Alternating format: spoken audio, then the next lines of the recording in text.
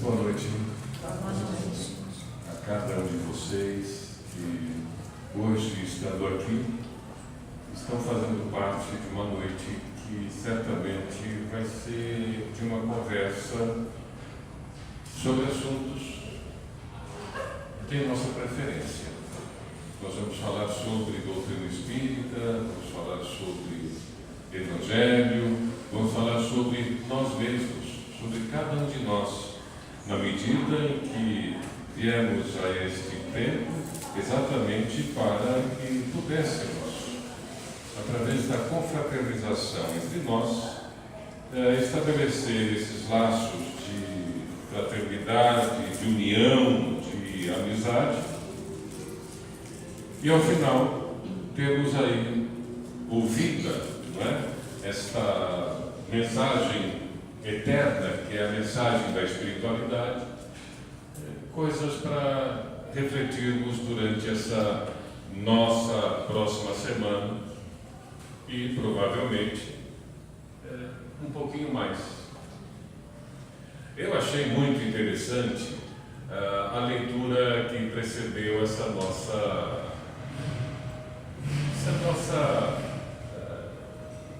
iniciação de uma conversa que nem tinha se formulado. Vocês perceberam que se tratou de uma parábola, cuja mensagem central era amai a Deus sobre todas as coisas e ao próximo como a si mesmo.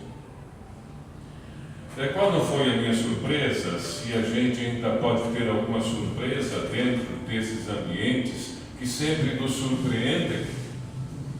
Qual não foi a minha surpresa com isto? Porque o eixo da mensagem que nós vamos hoje ter como motivo da nossa conversa é exatamente este. E claro que não foi exatamente esta a parábola, mas é uma parábola irmã desta, porque senão eu só estaria aqui me despedindo, dizendo que foi um prazer, mas que o trabalho já foi feito. Mas nos parece que apenas foi um incentivo a que nós andemos mais alguns passos nessa mesma direção. Por falar em parábola, é interessante a gente começar por aí, porque havia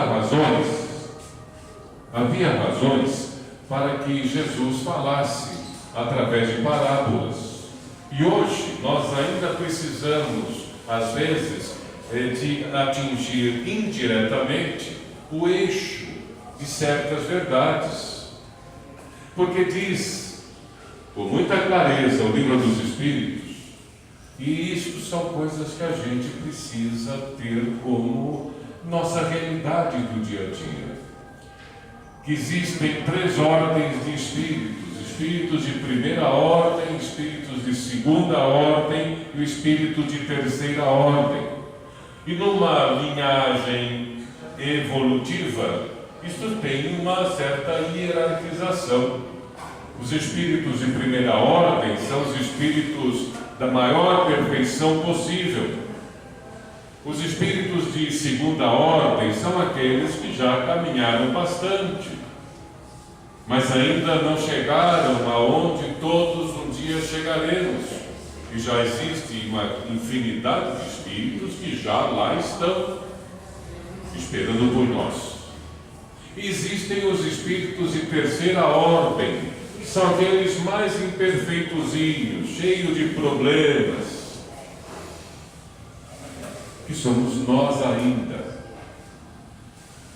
É verdade que nós não somos mais espíritos recém-criados, já estamos longe disso, mas muito mais longe estamos ainda de atingirmos o ápice, o limite da perfeição. Mas o que eu quero dizer para vocês com tudo isso? Que se nós somos espíritos de terceira ordem, portanto, ainda muito limitados embora isso não nos deva diminuir. O caminho que nós temos é extenso, é produtivo, e nós temos energia para fazer esta caminhada, mas ela será ainda longa. Mas se espíritos como nós, de terceira ordem, querendo dar um passo a mais, todos nós sabemos que estamos num processo de transição, de mudança de patamar, e certamente isso nos fará muito bem. Mas enquanto espíritos de terceira ordem, nós não podemos, porque não alcançamos, ter informações, verdades de espíritos de primeira ordem. Então nós ainda precisamos ter, no limite das nossas possibilidades, que interpretarmos muita coisa que não está acessível ao nosso próprio conhecimento. E é por isso que naquela época Jesus já falava na forma de parábolas, que são relatos, experiências transmitidas do dia a dia das pessoas. Se não eram coisas reais, eram histórias criadas, mas levando em conta a realidade daquele povo, para que nós, que estávamos lá certamente, pudéssemos ouvir e aprender, na medida em que de dentro para fora nós pudéssemos extrair, na medida em que pudéssemos também, olha que baita pedagogia, na medida em que nós pudéssemos, e na altura que conseguíssemos apreender a verdade que ali estava sendo exposta e demonstrada. Isto é parábola. E cada um extrai desta parábola aquilo que lhe convém no nível espiritual e intelectivo que lhe é permitido. E a gente às vezes fala que hoje nós não precisamos mais de parábolas. É verdade que hoje a gente pode admitir verdades mais complexas, algumas mais completas, mas ainda nós temos muito a caminhar, e a cada passo que dermos à frente, nós estamos aumentando a nossa capacidade de compreender cada vez com maior profundidade as lições da vida a respeito de nós mesmos, para melhorarmos aquilo que nós fazemos no relacionamento que temos com nós mesmos, para construirmos uma nossa história de crescimento espiritual, ao mesmo tempo em que nós também podemos exercer influência e colaboração às pessoas que nos cercam. E isto enriquece a maneira como nós nos relacionamos com Deus. Daí, as três formas como nós temos que estabelecer relações produtivas, criadoras para o nosso processo evolutivo. Já diz o Livro dos Espíritos, em um campo muito especial, que é o final das leis morais, que termina aquele conjunto todo que fala sobre a moral, sob o ponto de vista da espiritualidade superior, dizendo que o que nos fará melhor olhar para o bem e conseguir evitar o mal é o fato de nós buscarmos conhecermos-nos a nós mesmos para fazer as escolhas corretas de acordo com aquilo que nos vai do íntimo de nós mesmos. Segundo, o Livro dos Espíritos, a doutrina espírita, também nos fala da lei de amor ao próximo e da lei de amor a Deus. Assuntos que foram base da leitura feita aqui na abertura dessa nossa reunião e que também será a base das reflexões que nós trouxemos para trabalharmos aqui juntos esta noite.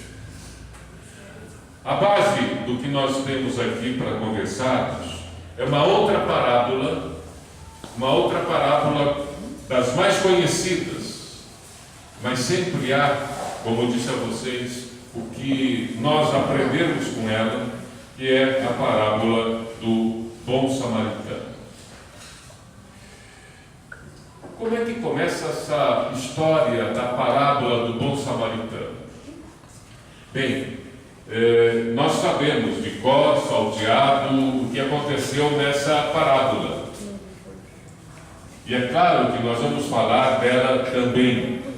Mas esta é uma das parábolas mais complexas de Jesus.